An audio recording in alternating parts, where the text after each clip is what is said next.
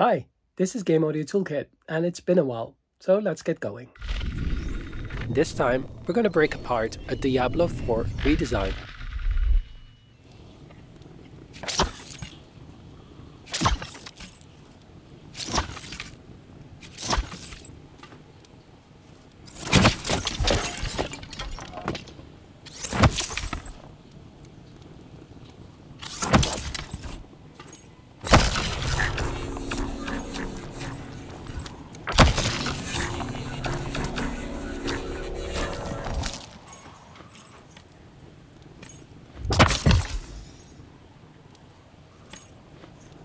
I'll go through this project in the sequence that I created it and talk you through all the individual layers, but let's have a listen to the ball lightning, the spell effect that I started with, in isolation.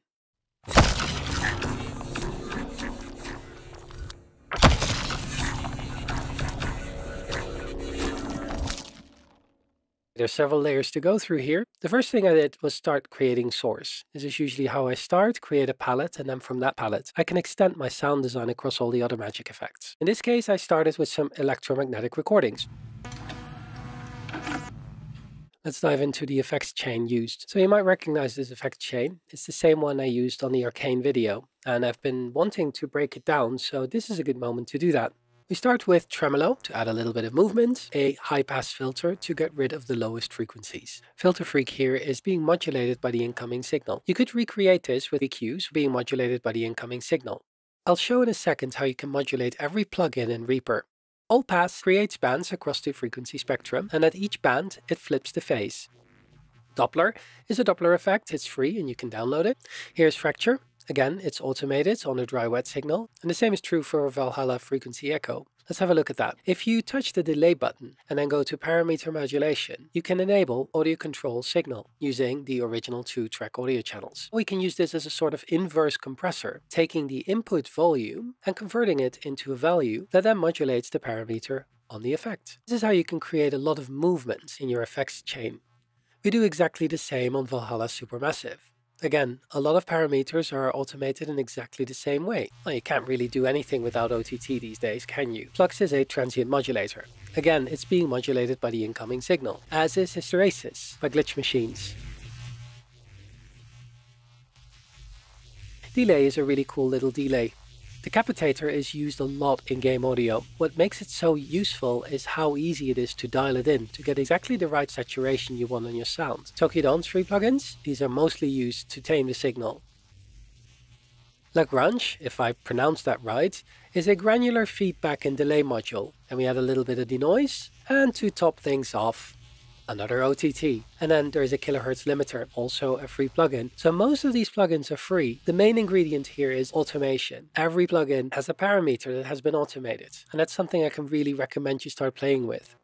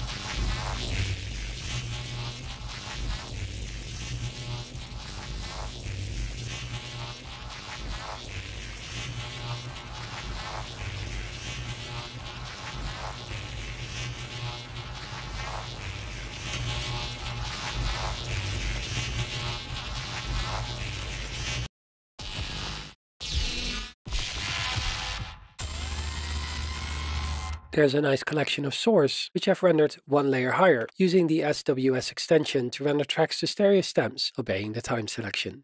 This then creates a palette of source that I can use and reuse across the project, and it leads us to our first layer. Without any effects, that sounds like this. To create some of those lightning strikes that come out of this lightning ball, I've simply used volume and volume automation. The easiest way to do this is to create an envelope. Select the points on your envelope, right-click, and create an automation item. If you now copy this automation item, with Ctrl Shift and Alt held down, you can manipulate both at the same time. Let's have a look at the effects chain. We start off with Psyche.ott. You can download it on Reapack, and we're getting rid of the mid and low frequencies here. A little bit of reverb to place it in the space. And here's a fun trick I learned from Noah Citrin. If you take a vocoder and use the signal to sidechain itself, you get a disperser-like effect. It works a lot better on non-looping sounds, but it added a fun character in this case. Some EQing to get rid of the low end, and then kilohertz stereo just to place it more on the center of the screen. Using the capitator in this way adds a sense of electricity. The saturated noise really gives that electrical feeling and movement that the particle effects express. Another Pro EQ to tame the signal. And here we're using Melda's flanger. It adds this beautiful sense of movement that is very electrical sounding. We add another Pro EQ and finally a limiter.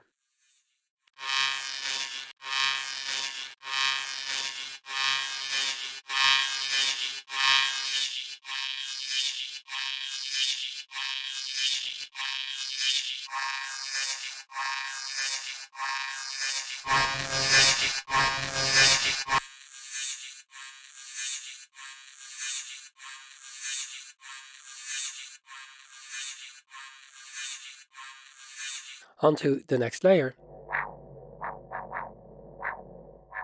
This is from the same source, but just with slightly different treatment. Without any of that, it sounds quite pretty nasty. So let's very quickly start putting our effects back in. We start with the transient shaper to bring out a bit of the character of the sound on the zaps. And then we use Melda Productions Saturator. This adds a lot of extra grittiness to the sounds to highlight those VFX. Crystallizer here adds even more of that high-end electrical zappiness. Now to tame all of this is an EQ, and the EQ is driven from envelopes. The envelopes correspond with the VFX on the screen. So the loop here is not just adding character, it's also expressing some of the visual effects. And as always, we place it a little more center on the screen, and there's an L2 at the end.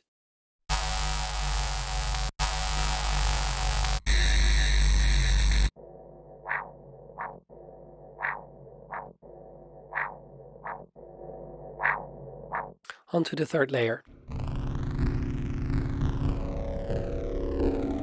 This is a recording from the Korg Prologue to give that ball lightning a bit of body.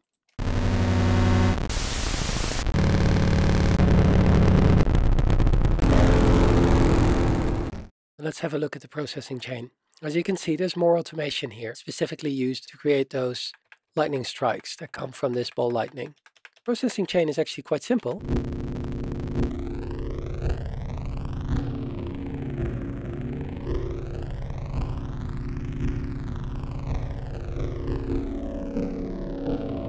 And it creates this nice little body for the ball lightning.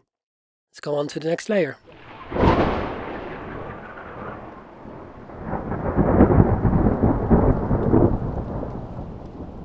Very odd thunderstorm passed over the house. It's a good one to use when you're working with magic lightning. Listen to it in isolation. And without all the effects.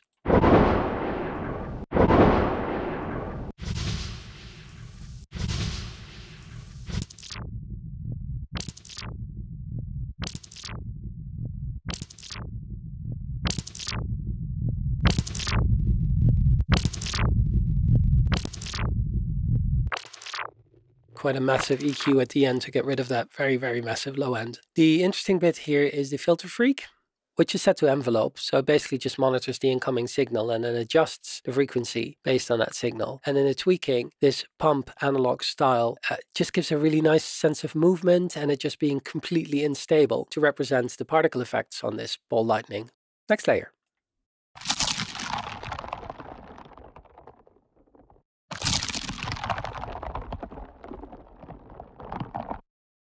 So I've created the thunder for that in a separate file. So here we see a series of separate layers. Let's have a listen to an individual one there and turn off any of the effects. And this is quite a simple sound. We're basically layering that many, many times to create the illusion of grains. And then I've used a few different sources as well. This is a crisp back over the microphone, creates these lovely little crackles. And I'm sure you probably already observed that there's something weird going on with the playback of these samples. On the master, I'm using tempo mapping, pitch shifting in real time basically. So I've created a couple of very different envelopes here. Do a pitch shift. Now let's add the effects to it.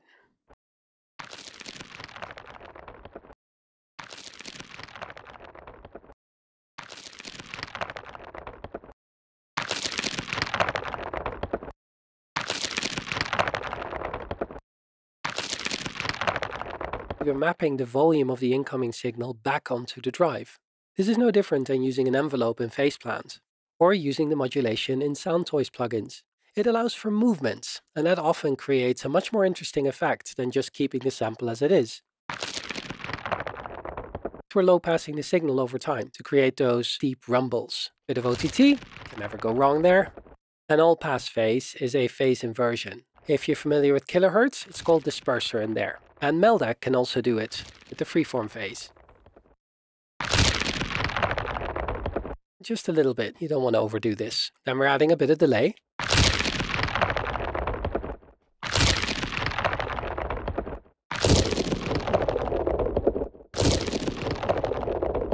On the EQ, we're driving the low pass using a shared envelope. Again, this is done using automation in Reaper. And if you change one, you change all of them. This is fun for experimentation. You can have this running in a loop.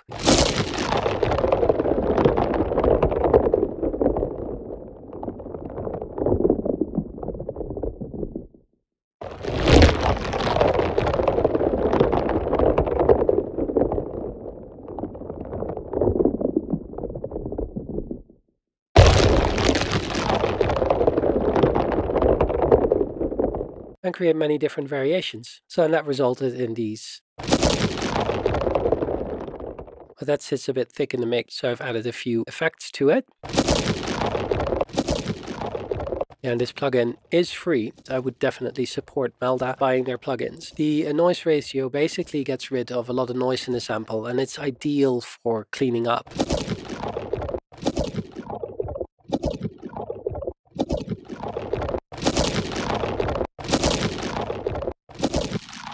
The next layer. Yes, we're back to our electromagnetic recording from earlier. As I said, I really do like creating palettes and reusing them. One of the advantages of doing that is that A, you don't run out of inspiration because you can always go back to your source file. And it also immediately creates a family of sounds that sit really well together in a mix. So these are the first of our casting layers. Let's start with the first one. You can hear how the transient shaper makes it appear that the sample is less long.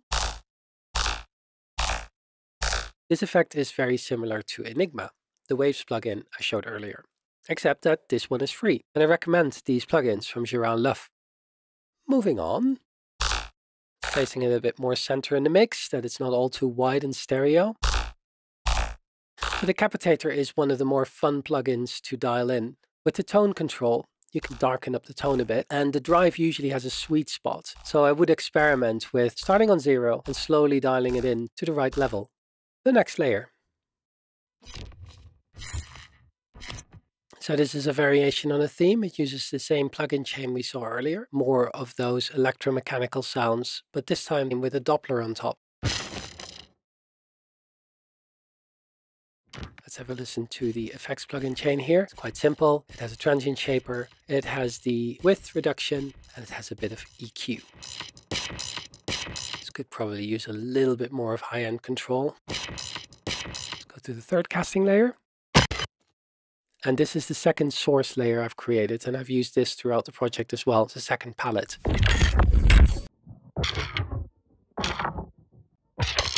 In order to record this, I set my sound card to loopback. And then I created a new project tab. In this project tab, I start recording whatever is coming through the loopback. And start playing with the effects chain and manipulating the two Dopplers that are running at the same time. This is a great way to create loads and loads of source out of very little source. And once completed, we stop recording in the tab and drag the file over. And here we're using two different parts from that very long source. If you're ever in a situation like this where you've used a file from a much longer piece of source and you can't easily find it back, the best way I've found is to right-click Display Item Ruler and look up the item source time. Now we can see that I took this from 1 minute and 39 seconds, and then you can find that same spot back. And the processing is very simple. Kilohertz and getting rid of the low end and taming the high end a bit. On to the next layer. It's another casting start layer. It's from the same source. And for the processing, there's ratio and B again. A little bit of low and high end taming. On to the next layer. So this layer is using routing to get a little bit of the room echo in there. I haven't done that on all the layers. I'm only doing that on some of them to create a sense of presence, but also not drown the sounds entirely. And it's set up to go to a aux bus all the way at the top of our project. On this is reverb with an impulse file. And I basically clap my hands together. And I'm using that as an impulse. So that basically creates a bit of reverb. And on to layer 6. A copy of the previous file just to give it a bit more interesting texture at the start of casting. Now this I call cast as well, but it's part of the loop layers we did earlier. And the next layer adds to that. Add the looping layers to that as well. It's using the electromagnetic source. And on the second layer here, it's using that thunder we looked at before. We'll look at the processing, first layer 7. And let's also temporarily turn the send off and set that to mute as we go through these layers. Here's the processing on it.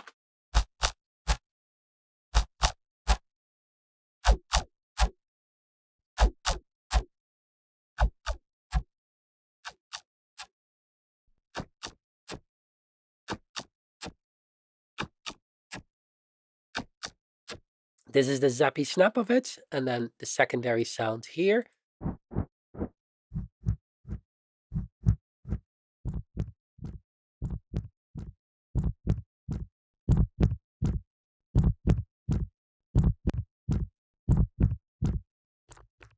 And it's interesting how it starts as a broadband noise sample, then working on the low end, and then ultimately ending up with a mid-high end sound sample.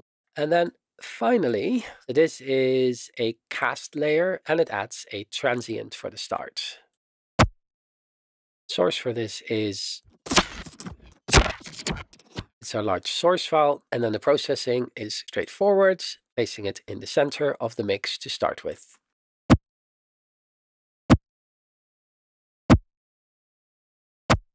Finally, there's also a sound for when the cast ends, and I only use it on the second one because the first one, the lightning ball, disappears off screen and it would just be a bit confusing to have that there. But in this case, it is there at the very end. And that's taken from the cloth thunder that I showed earlier. You've seen this chain before, and that's it. Let's have a listen to all the cast layers in isolation once again.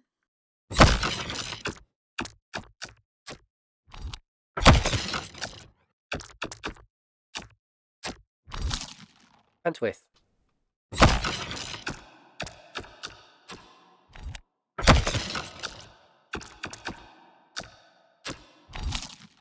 And combined with the looping layers.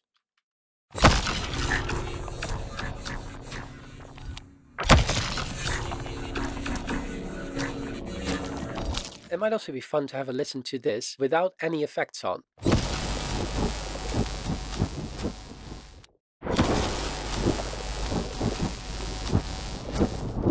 Also interesting, but probably would be very fatiguing after a play session. Thank you for sticking with me all the way to the end of this video. It's almost 20 minutes long, and we've only looked at one of the 5 layers that are in this. There's also a Foley layer, a environmental destruction layer, the spark effect, chain lightning, and the teleport, so I've decided to break them down into 2 videos. The next one will appear shortly. Thank you for watching.